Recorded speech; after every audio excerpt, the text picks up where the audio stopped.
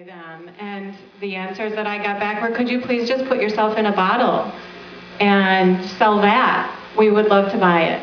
And the energy that comes through the coaching relationship is something that transforms their lives. And I have not yet been successful in helping myself even know how to talk about that in a way that's more accessible.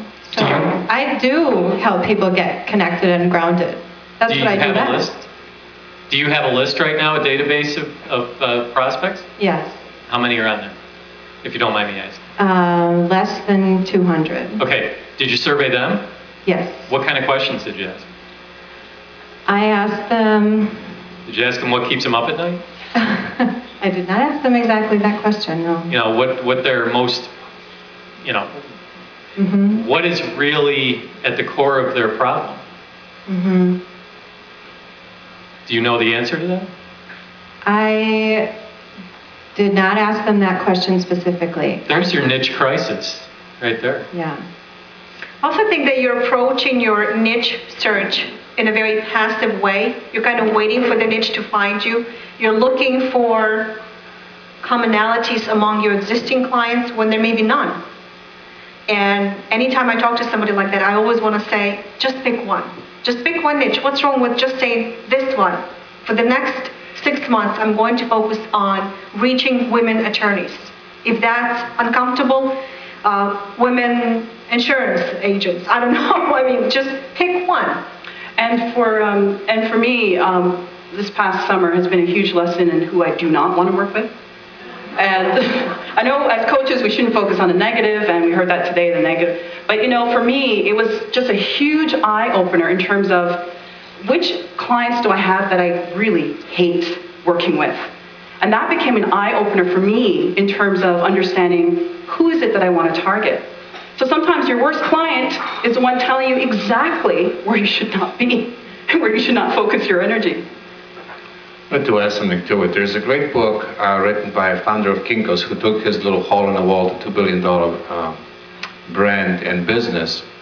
And when he first opened his first coffee shop on a campus of a college in Santa Monica in California, he opened the shop with an idea that there would be coffee machines in there, and the clients would tell him what to do with those coffee machines. So the most important thing in business is the who dictates the what. And another amazing thing, if you read that book, it's by Paul Orfala, I think his name is that he was so severely dyslexic, he couldn't run coffee machines, so he needed to have help. This is where the unique challenge for coaches comes in, because you have this skill and you think you have to deliver that skill, and you are the business, you're not the business.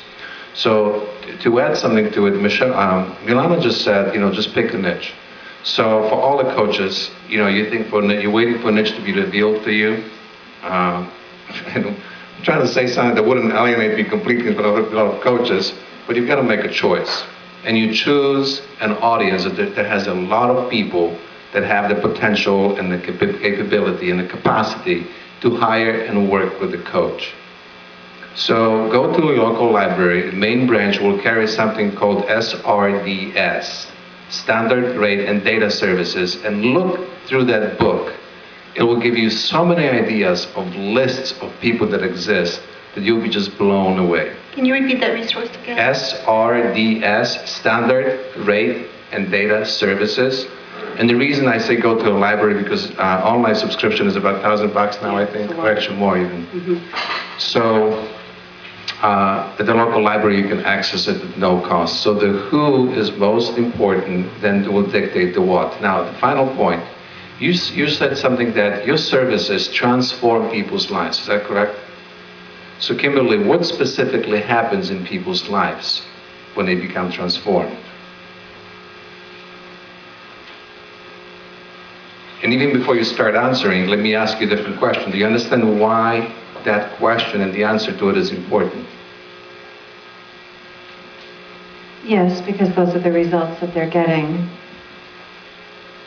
Exactly, because people invest in results, not in coaching. Coaching process is a necessary evil they have to put themselves through. I'm sorry, guys. You think you go to a mechanic because you want to see the mechanic, or you want to go to the mechanic because you want the car back on the road? Okay? You go to a coach because you want certain results. You don't necessarily care about the hours and hours and hours of conversations with somebody to help you get there. I You think can that's skip this. the new definition of coaching, Adam. Coaching is the Necessary. evil to get the results. I love that.